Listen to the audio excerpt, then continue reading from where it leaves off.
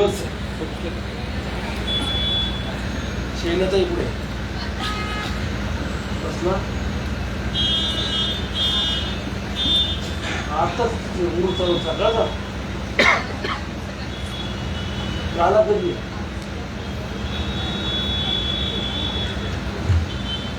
सर्व सन्माननीय माझ्या महिला भगिनी उपस्थित पत्रकार बांधवांना आजची बैठक बोलवली मागच्या 8 दिवसापूर्वी सुवर्णाताईंना सांगितलं की आपल्या ग्रामीण भागातल्या फक्त महिला पदाधिकाऱ्यांना बैठकीसाठी बोलवावं आणि त्यानंतर मग देऊळ तळेगाव वडगाव आणि लोणावळा अशा शहरी भागातल्या महिला भगिनींची स्वतंत्र बैठक घेतली जाईल. आजची बैठक माझ्या ग्रामीण भागातल्या महिलांची बोलवण्यामागचं 2 कारणं आहेत. आपण मगाशी गणेश भाऊनी सांगितलं की जिल्हा परिषद आणि पंचायत समितीच्या निवडणुका झाल्यानंतरनं आपण सगळेच निवांत झालो की आता आपल्या समोर कोणी स्पर्धकच राहिलं नाही आणि आता कुठल्या निवडणुकाही राहिल्या नाही आणि अशा आविर्भावामध्ये सगळेजण आपल्या आपल्या कामाधंद्याला लागलेत का अजून काय त्यांच्या मनात आहे मला माहीत नाही.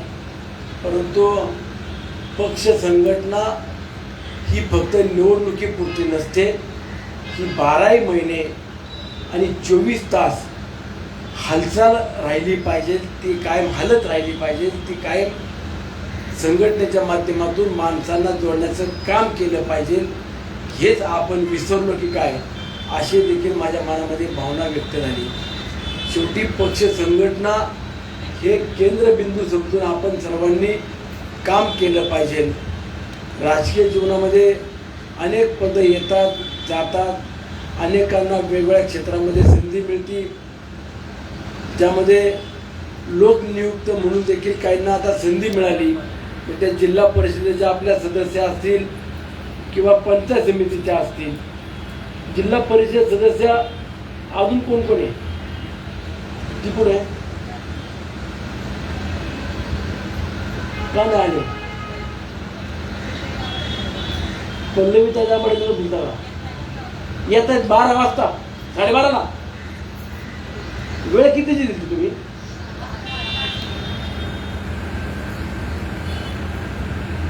आज काय कार्यक्रम ठरवले का त्यांनी? 8 दिवस तुम्ही काय काल निरोप दिला? 8 दिवसापूर्वी निरोप दिला.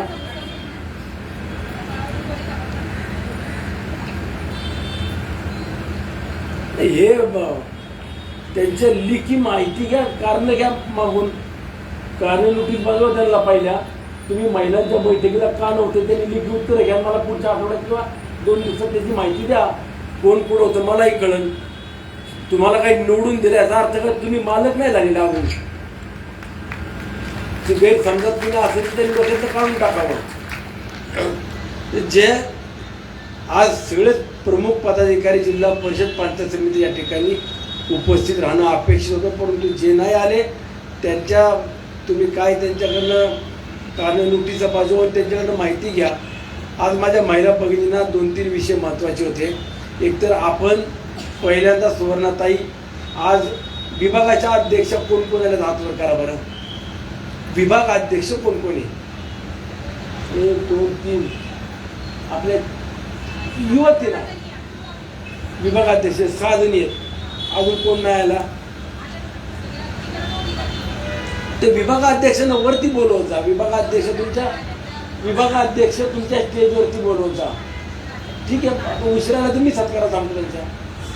विभागाध्यक्षांना वरती घ्या. अध्यक्ष, कार्याध्यक्ष, ग्रामीण ब्लॉक अध्यक्ष, सेलचे अध्यक्ष. सेलचे अध्यक्ष कोणते कोणते आहेत? ओबीसी सेल, अल्पसंख्याक सेल, ओबीसी सेल अध्यक्ष तुम्ही सगळ्या पदाधिकारी ना. सेलचे अध्यक्ष कोण कोणी सांगा? तळेगाव नाही. गाव अध्यक्ष नाही विचारलं मी सेल अध्यक्ष कळला का? ओबीसी सेल आला, SC cell, ST cell, doctor cell, वकील सेल, हा दक्षिण सेल ना. पुढे तुमच्या सेलचे अध्यक्ष पुढे सोरदे फोन ठेवून द्या. तुमच्या सेलचे अध्यक्ष कुठे? कुठला सेल आहे तुझा? सरपंच सेल, अल्पसंख्याक सेल, अजून आपले गणेश भाऊ किती सेल आहेत? सगळे 8.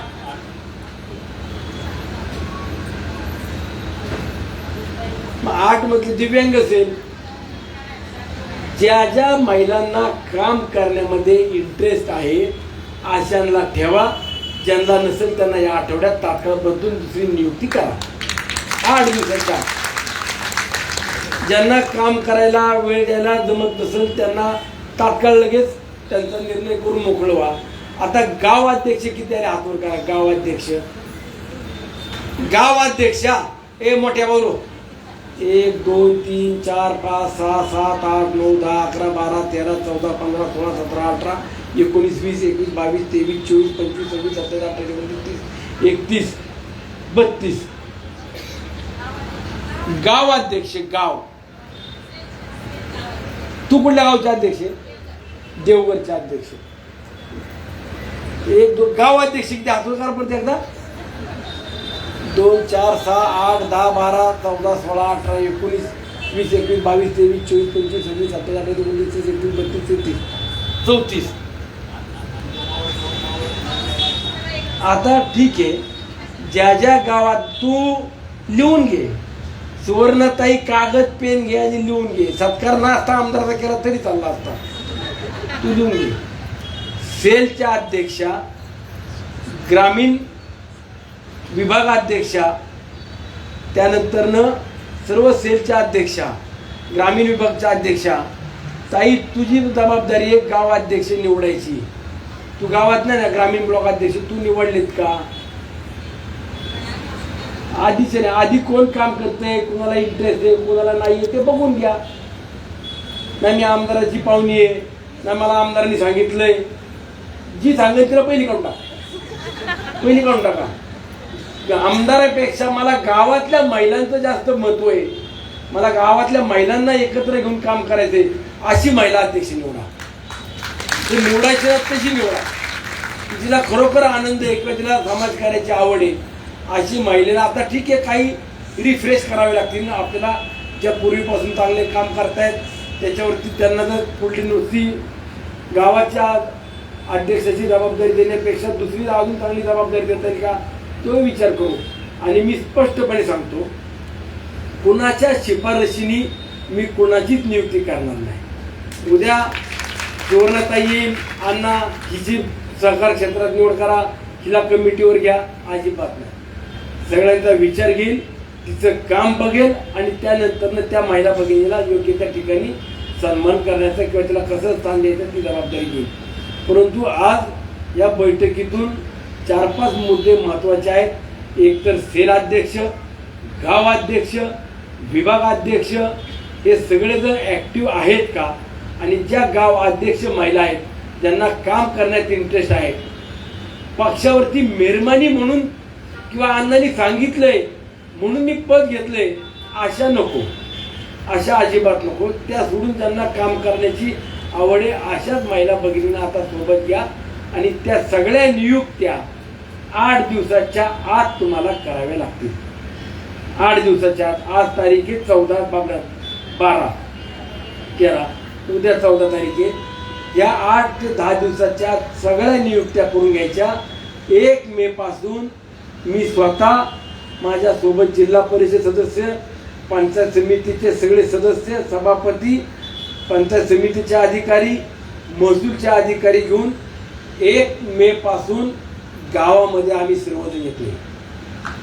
1 मे पर्यंत तुमच्या गाव अध्यक्ष जी महिला भगिनी असेल ती फक्त एकटी नको, तर गावातल्या किमान 70% महिला भगिनी त्या ठिकाणी उपस्थित असल्या पाहिजे.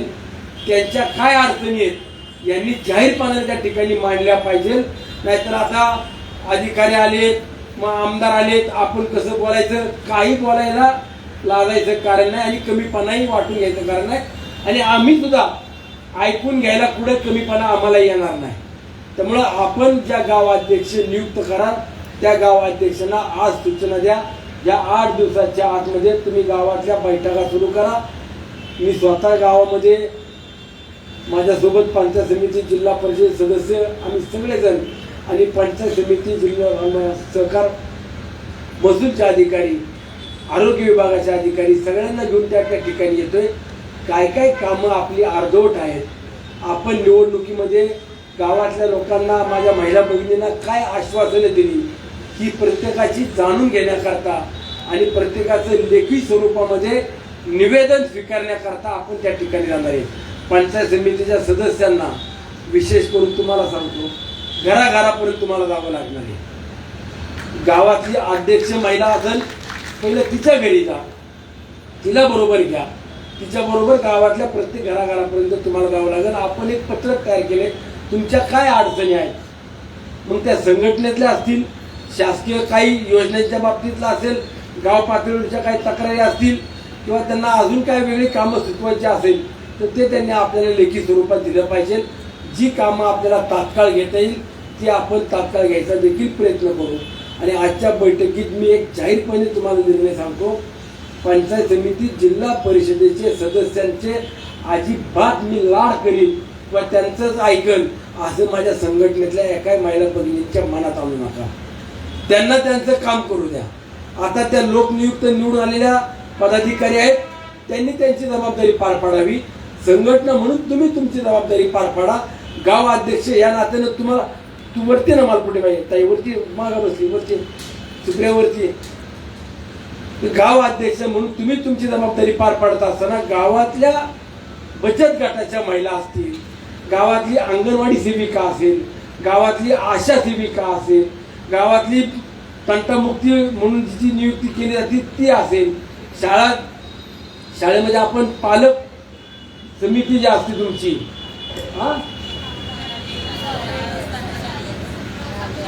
शालेय व्यवस्थापन, शालेय माता पालक संघटना किंवा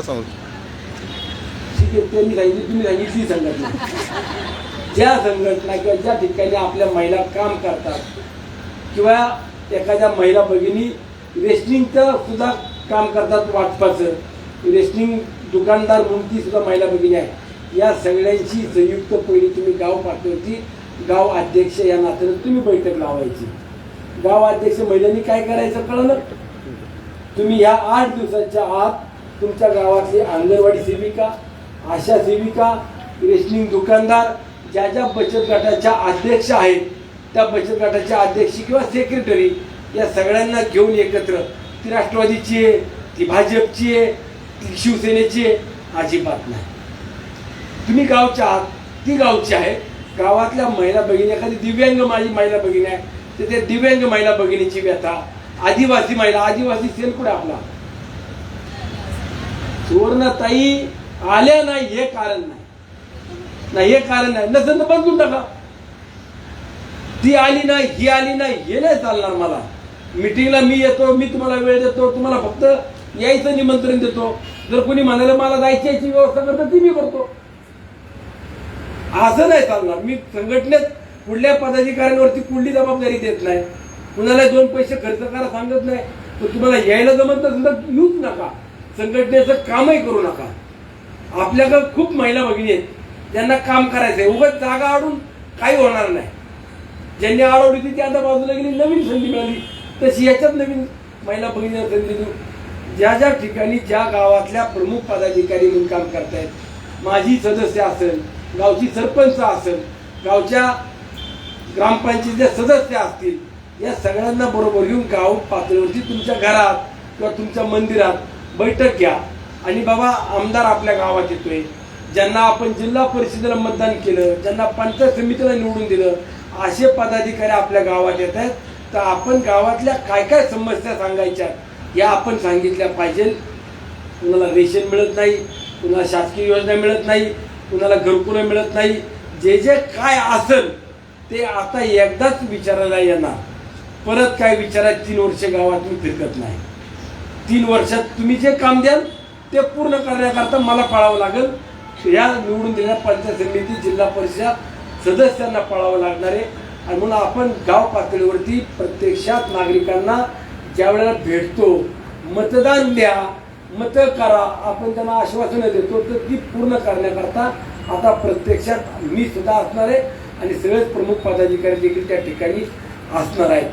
आणि ह्या पलीकडे जाऊन पंचायत समिती जिल्हा परिषद सदस्यांनी आमदाराला जी काही कामं सुचवली ती कामं किंवा आता बांधकाम खातं जे तिथं हक्कानं घेतलंय, दीपालीताई तुला सांगतो, गाव अध्यक्ष जे काम देईल महिला भगिनी त्याच कामाला फंड द्यायचा. तू महिला भगिनी तुम्हाला आज सांगतो, तुम्ही प्रत्येकीने 10-10 लाख रुपयाचं काम तुमच्या पत्रावरती तयार करून द्या. एक माझ्या नावानं, एक पंचायत समिती सभापतीकडं आणि बांधकाम सभापतीकडं अशा पद्धतीनं पत्र तयार करून तुम्ही त्या ठिकाणी द्या. तुमचा अधिकार आहे. तुम्ही 10-10 लाख रुपयाचं गाव अध्यक्ष माझ्या महिला भगिनी गावातलं कुठलंही काम द्या, पण माझ्या दारा पुढचंच काम कर असं करू नका. मी गावचे अध्यक्ष, माझ्या दारातला पाहिजे राहता आपला शेवटला होऊ द्या, पण तिथल्या गावाच्या सर्वांगीण दृष्टिकोनातून किंवा एखादा व्यक्ती आपल्या विरोधात मतदान करतो आणि कामं करून घेतो असाही शोधा.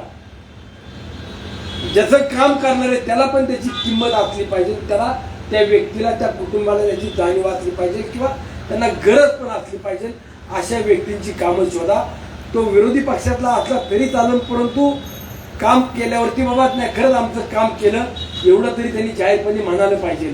एवढे बहादर येतात माझ्याकडं, पैसे कमावत्यात, कामं करून घेत्यात, माझ्या नावावरती काही लोकांना त्रास बी द्यायला लागले. गणेश भाऊ तुम्हाला लक्ष घालावं लागलं, मी काही वेळेला इथं नसतो, पण गाव पातळीवरती काही लोक आपलेच त्रास द्यायला लागले. माझं नाव सांगतात. अरे मी कुणाला वाईट करायला सांगितलं? मी कुणाचं आजपर्यंत वाईट केलं नाही म्हणून माझ्या मागे माणसं उभी आहेत. आणि जर माझ्या बाबतीत असा कोणी अपप्रचार करत असेल तर मग मात्र मी त्याची पण काय सुट्टी करणार नाही. मला काय करायचं मी पुढे त्या पद्धतीने जाईल. पण आज संघटना म्हणत असताना जिल्हा परिषद, पंचायत समिती, ग्रामपंचायत सरपंच, सदस्य, आमदार तुम्ही ज्यांना ज्यांना ज्या ठिकाणी संधी देता येईल तो देण्याचा प्रयत्न केला. आगामी काळात मी देखील किंवा गणेश भाऊ पक्ष संघटनेतले प्रमुख मंडळी अजून वेगवेगळ्या कमिट्यांवरती, वेगवेगळ्या समित्यांवरती शासकीय ज्या ज्या ठिकाणी आपल्याला संधी देता येईल तो देण्याचा आपण प्रयत्न करूया. सुनित्रा वहिनी आज आपल्या बारामती पोटनिवडणुकीमध्ये उभ्या आहेत आणि वहिनींच्या प्रचाराचा काल शुभारंभ करण्याकरता आपण जिल्ह्याच्या अध्यक्ष आम्ही सगळे मंडळी काल बारामतीला गेलो होतो. खूप भावनिक क्षण आहे आणि काल त्यात काही मी देखील जाहीरपणाने माझी भूमिका मांडली. आगामी काळामध्ये सुद्धा आपल्याला सुनित्रा वहिनींच्या मागे खंबीरपणानं उभं राहणं, एक महिला भगिनीच्या मागे ताकदीनं उभं राहणं हीच आपल्या सर्वांची नैतिकता आणि जबाबदारी असणार आहे. ज्या पद्धतीनं आज वहिनी देखील स्वतः ते महिला भगिनी असताना कशा पद्धतीनं काम करतात, कशा पद्धतीनं दुःख बाजूला सावरून आपली जबाबदारी काय आहे याची जाणीव ठेवून सगळ्यांना सोबत घेऊन जाण्याचा प्रयत्न करतायत. खरोखर एक आदर्श आज आपल्या समोर नव्यानं उभा राहतोय. येणाऱ्या काळामध्ये आरोग्य शिबिराचं देखील आपलं नियोजन आहे. आरोग्य शिबिराच्या माध्यमातून पुन्हा प्रत्येक ग्रामीण भागातल्या व्यक्तीची तपासणी असेल, उपचार असेल. मगाशी मला सांगितलं की कल्याण संध्याताईनं हा विषय मांडला ना आरोग्याचा, नाही कुणी मांडला, तुम्ही मांडला, सॉरी, आरोग्याच्या बाबतीत सुद्धा आहे. तुम्ही या ठिकाणी येत जा. तुम्हाला जिथं जिथं वाटतं की बाबा आम्हाला मदत होत नाहीये मला मेसेज करा किंवा फोन करत जा. आता डॉक्टर किंवा हॉस्पिटल हे काय समाजसेवा करायला बसलेले नाहीये, ते बिझनेस करायला बसलेले, त्यांचा व्यवसाय करायला आलेले आहेत. परंतु त्याच्यातून सुद्धा शासकीय योजनेचा लाभ आपण जेवढा देता येईल तेवढा देण्याचा प्रयत्न करतोय. आपलं कानाचं हॉस्पिटल देखील आता अत्यावत पद्धतीने सुरू होते. त्यातल्या ICUची व्यवस्था असेल, ऑपरेशन थिएटर असेल किंवा बाकी इतर ज्या काही इक्विपमेंट लागत आहेत ते देखील यायला लागले आहेत. आपल्या आंबीचं DY पाटील हॉस्पिटल ते देखील चांगल्या पद्धतीने आता सर्व्हिस येते. मायमर आहे, पाहुणा आहे. परंतु जो व्यक्ती ॲडमिट होतो तो बिल भरून झाल्यावरती भेटायला येतो. ज्या वेळेला तुम्ही ॲडमिट होता किंवा ज्यावेळेला तुम्हाला उपचार पाहिजे त्यावेळेला जर त्यांनी सांगितलं तर तात्काळ आपण मुख्यमंत्री सहायता निधीतून खरोखर फडणवीस साहेबांनी सुद्धा एवढी यंत्रणा त्यामध्ये स्ट्रॉंग केली आहे की तुमचं पत्र आलं की तात्काळ तुम्हाला 20,000, 50,000, लाख रुपये 2 लाख 5-5 लाख रुपयापर्यंत आपण मदतही मावळ तालुक्यात पेशंटला सुद्धा केल्या आहेत. परंतु तुम्ही फॉलोअप घेतला तर योग्य राहील. काही ना त्याची किंमत नसते. काय 50 रुपये गेले ते गेले, लाख रुपये गेले ते गेले. त्यामुळे त्यांचा विचार करू नका. पण ज्यांना खरं गरज आहे त्या व्यक्तींकरता देखील आपण आपली स्वतंत्र यंत्रणा उभी केलेली आहे. तिथपर्यंत त्यांनी पोहोचलं पाहिजे किंवा संघटनेच्या तुम्ही लोकांनी सुद्धा त्या पद्धतीनं आलं पाहिजे. आता इथं बऱ्याचशा महिला भगिनी बसल्यात. कितीतरी महिला भगिनींनी मला हॉस्पिटलची कामं सांगितली, त्याच्यातल्या मदती पण आपण केल्या. ठीक आहे, 100 लोक घेऊन 100 लोकांना मी न्याय देऊ शकत नाही किंवा तुम्ही देऊ शकत नाही, पण किमान 90 लोकांना तरी आपण न्याय दिला पाहिजे. 90% लोकांची कामं झालीच पाहिजे या भावनेतनं आपण देखील सातत्यानं प्रयत्न करतोय. म्हणून आगामी काळामध्ये आजच्या बैठकीच्या माध्यमातून तुम्हा सर्वांना एवढं सांगायचंय, येत्या 1 मे पासून आपण गाव भेटीचा दौरा सुरू करत असताना रोज 8-10 गावं होतील. त्याचा प्रोग्राम पुढच्या 8 दिवसामध्ये मी जाहीर करील. परंतु पुढल्या गावापासून शक्यतो आपण नाणे मावळापासून म्हणजे कामशेट जर घेतलं तर ठीक आहे, तर वाडिवळ्यापासून सुरुवात करणार आणि तसंच मग अंदरमावळातनं आपल्याला संपूर्ण दौरा करून नाणे मावळ करून अंदरमावळातनं बाहेर करून पवन मावळ करून शेवटला वरच्या पट्ट्यामध्ये आपण म्हणजे कारला पट्ट्यामध्ये आपण त्या भागात शेवट करायचा असं नियोजन करतोय. त्याच्यात आता गावागावात निधी किती आलाय, पूर्वीची कामं किती झाली, अपुरी किती आहेत, त्या बाबतीत पंचायत समिती जिल्हा परिषदेने स्वतः लक्ष घातलं पाहिजे. थोडे कार्यक्रम बाजूला ठेवा आणि कामात लक्ष द्या. कार्यक्रमाला नाही गेलं काय थोडंसं ती सवय लागली पाहिजे.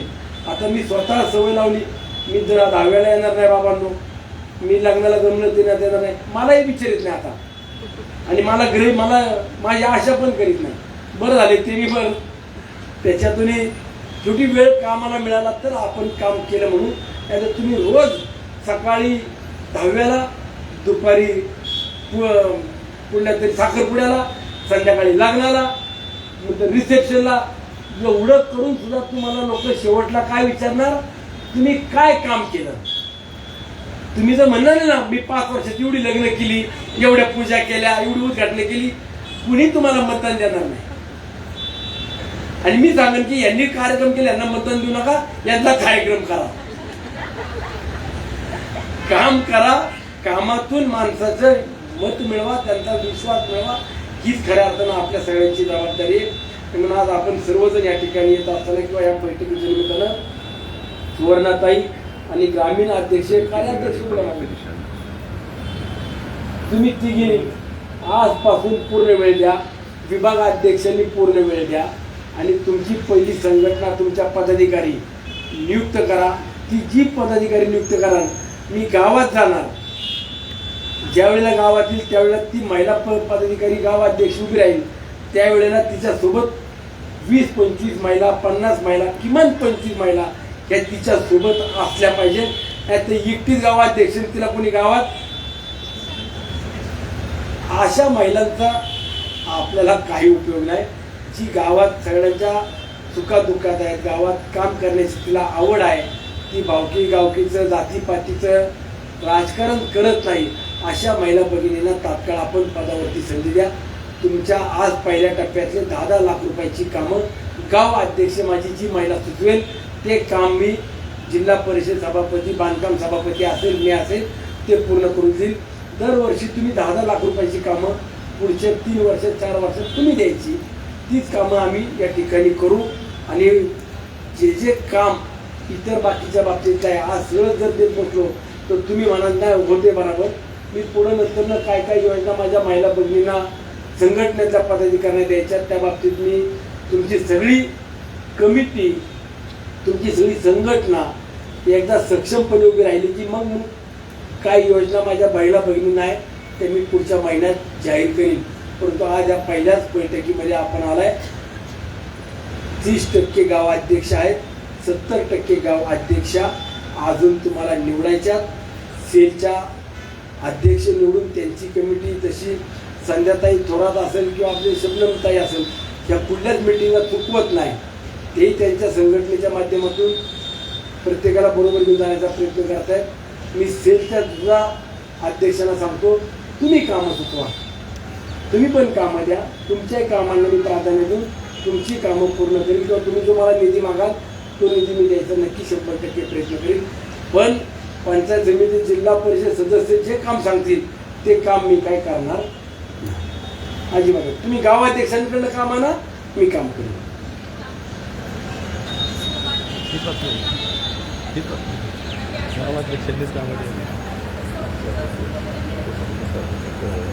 उद्याला येईल लागून तसं काय आणू नको.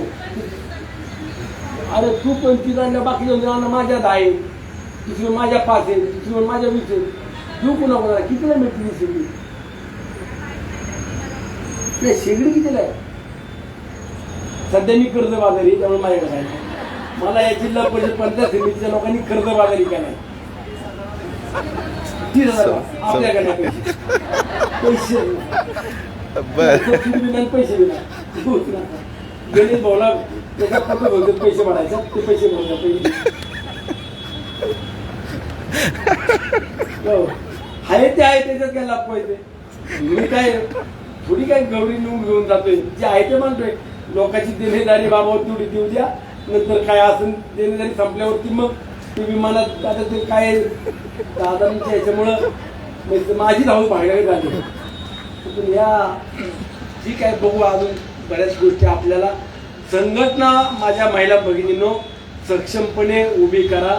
संघटनेला वेळ द्यायला, संघटनेला ताकद द्यायला आम्ही कुठेही कमी पडणार नाही, हाच तुम्हाला विश्वास आजच्या बैठकीतून देतो. पुन्हा एकदा माझ्या महिला भगिनीचं मनापासून अभिनंदन करतो. धन्यवाद.